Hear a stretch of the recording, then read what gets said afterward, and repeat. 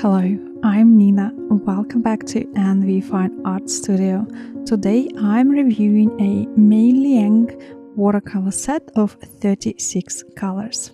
I'm not paid for this, as always. I'm only giving you my honest opinion about these paints. This is the packaging. There is a little card here saying this is available also in 24 and 48 colors set. In this video, I will sample each color and I will give you all the technical information about them, and at the end we will paint a painting to see how they actually perform in a painting process using all typical watercolor techniques. This will not be a complex painting. For those who are interested, this painting will be available in full with detailed step-by-step voice-over explanation on my Patreon. The link is in the description below. First of all, the tubes are 5 ml each. They all have the information on the tubes: color number, color name, pigment numbers, transparency, and light fastness. So far, I'm very happy with colors that are here in comparison to Paul Rubens paints that I did a review on a few weeks ago. It has a larger variety of blues, including an opaque blue, and I'm very excited about that because I really like blues. I use them a lot and use different blues in my paintings, so I'm definitely very happy. I'm particularly excited that they included an opaque blue. It's called Light Sky Blue, and it looks very similar to opaque Verdita and Lavender Blue from Holbein, the color that I use probably in 90% of my paintings. From my experience with Paul Rubens, these colors look very similar to Paul Rubens. You don't need to use a lot of paint, and this is probably the biggest difference to any other student-grade paints such as Cotman from Winsor & Newton. So I'm going to squeeze just a little bit of each paint on the palette, and then we'll start swatching them on a piece of 100% cotton paper, 300 GSM rough surface. This paper is from Bao Hong, and this is a typical paper that I paint on. So in regards to the technical information, it is on the screen. So the color number, color name, and the pigment numbers. So far, there are quite a few pigments that I recognize, and this is definitely a good thing, and also quite a few that I don't recognize, but it's absolutely fine. I'm not very particular about pigments. I mostly pay attention to the color and how it looks and what I can mix it with and how it behaves on the paper and how it behaves with other colors. I'm also interested in opacity of colors and also granulation. So far, the colors actually look very vibrant and transparent, and they do granulate, and they also intense. As I just mentioned, you don't need too much of a color to get a good consistency, to get a good vibrancy, and this is very, very similar to professional colors, and this is something that you don't get often from student grade paints. Because every time I pick the student grade color, such as Cotman's or Jackson's art paints, you always need to grab much more paint to achieve a same saturation, to achieve same tonal value if you compare it to professional colors. And this is something I believe very important if you're a student, if you're a beginner. The paint consistency, the saturation is something that you need to get used to. It's something that you need to practice a lot and have consistency in result. So if you're a student and you don't really want to spend too much money on expensive paints, I honestly believe this is a great alternative because you use exactly the same amount of paint to achieve same tonal value and paint consistency as professional paints. Also the colors, they often vary a lot, but with these colors, even if they don't use same pigment and things like that, I've noticed they actually look very, very similar to the colors that I use in my professional palette. For example, cadmium yellow, cadmium red, alizarin crimson looks very similar to magenta red. Deep violet looks very similar to carbazole violet from Daniel Smith. Light sky blue looks identical to Verdita from Holbein. Cobalt blue, ultramarine blue, and it actually has same PB29 pigment and it granulates quite well. And these two are probably my most commonly used colors, cobalt turquoise and ultramarine blue. Another very popular color that I use is cobalt turquoise light and cerulean blue. There is unfortunately nothing like that in this set, but that's okay because there are still cool blues present, such as sky blue, turkey blue and Prussian blue, so they definitely can substitute cobalt turquoise. I don't really use green straight from the tube in my paintings, so I'm going to ignore this just for the moment.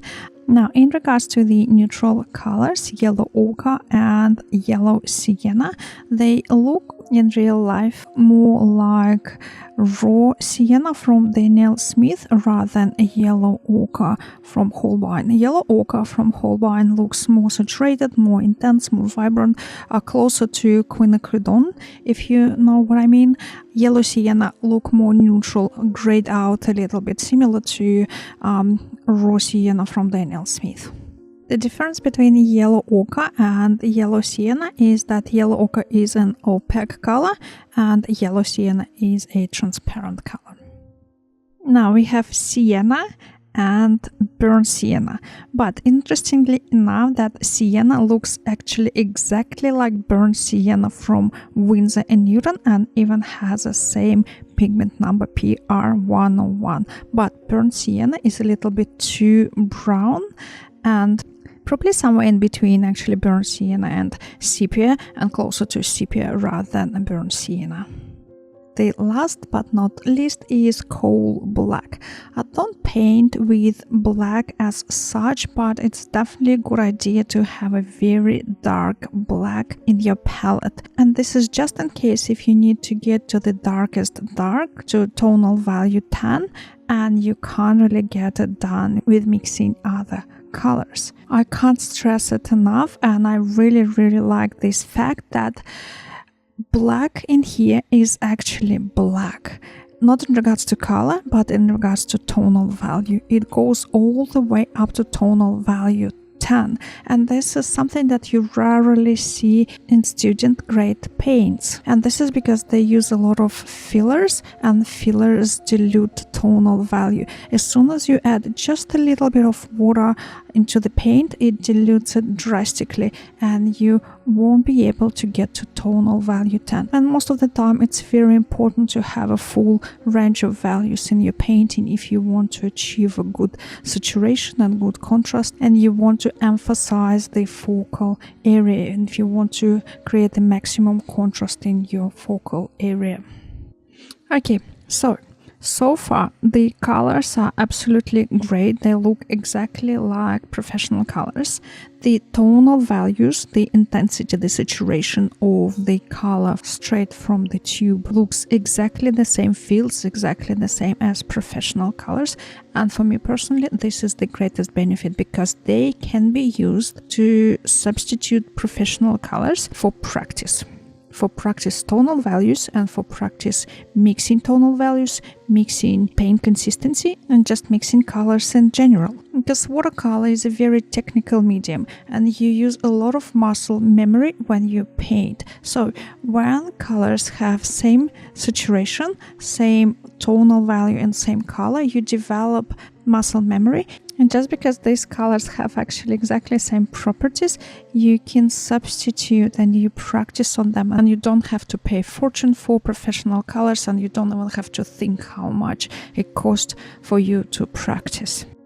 The last thing that I wanted to mention before we start painting and testing these colors in the actual painting setting is the fact that when you pick up pure paint straight from the tube and you want to rinse this paint, you put your brush into water, it leaves a little film on top of the water and it doesn't sink straight away. And this is definitely different to professional watercolor paints. And also I've never actually seen it with any other colors. For example, Midden, these are not professional paints. I'm picking up pure paint from the well, rinsing it, and it doesn't leave a film.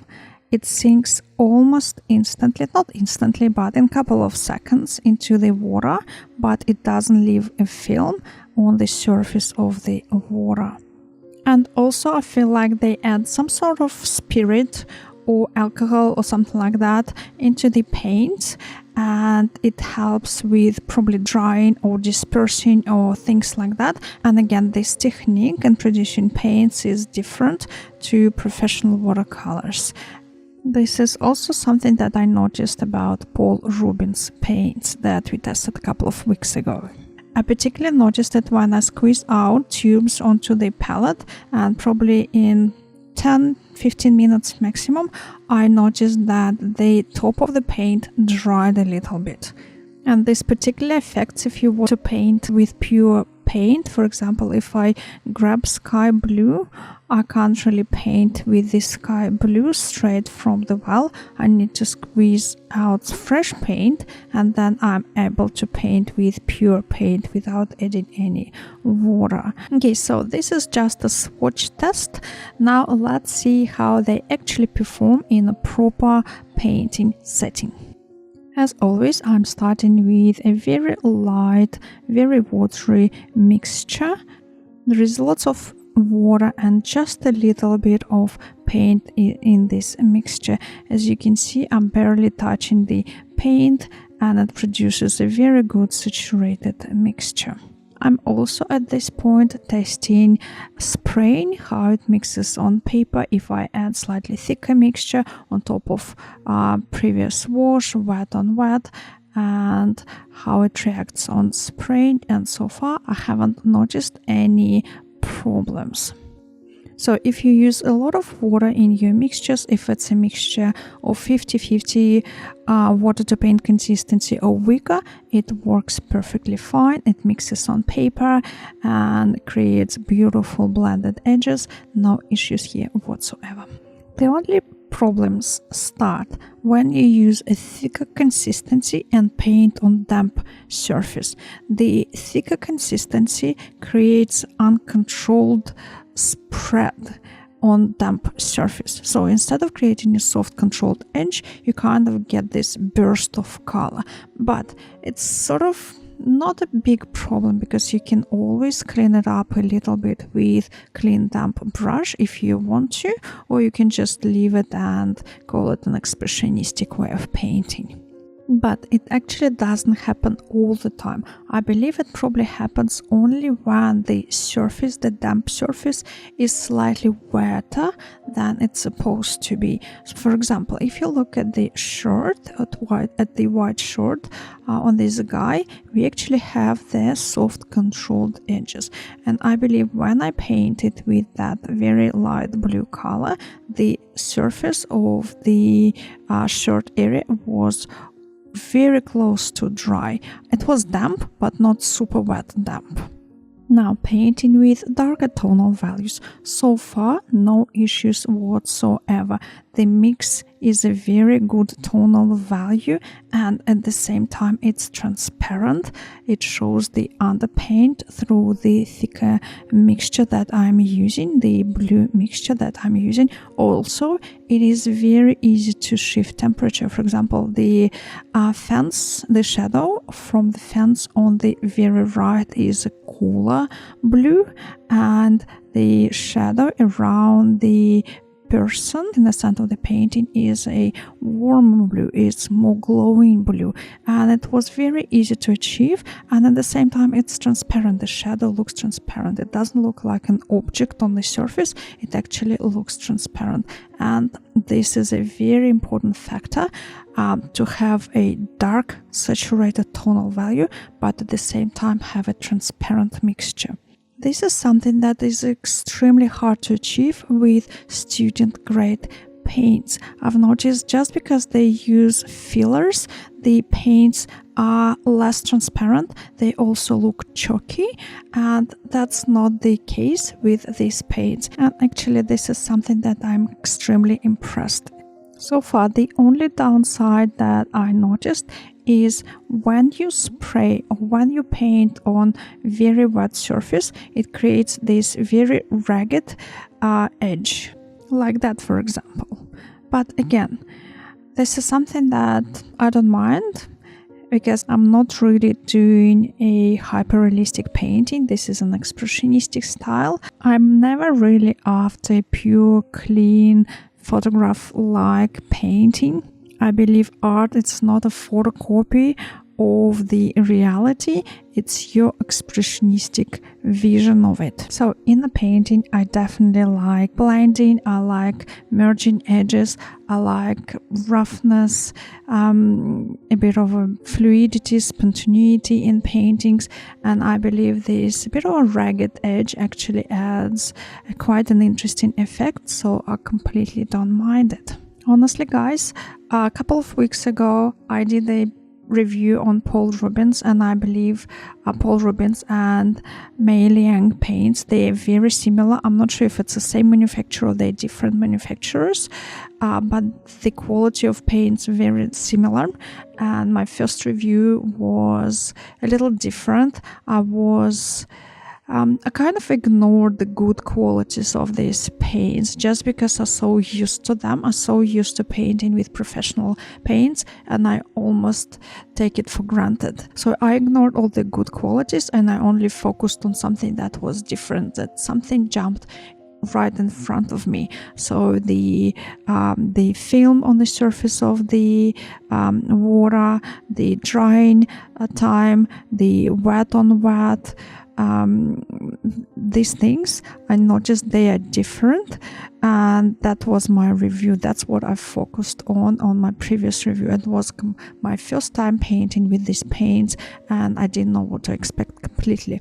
But this painting was the second time working with these paints, and I expected that painting with a thicker paint on a damp surface might be a little more challenging, so I expected it and I predicted it, embraced it. I tried to get the best out of it, and that was a completely different experience. And just because I expected it, I felt like it's not an issue whatsoever. But the benefits of these paints, they are extremely good. I've never seen anything like that with student grade quality. So if you're after a cheaper paint, less expensive paint I should say, and you want exactly the same result for practice, I would highly recommend these paints. So here we are, the finished result.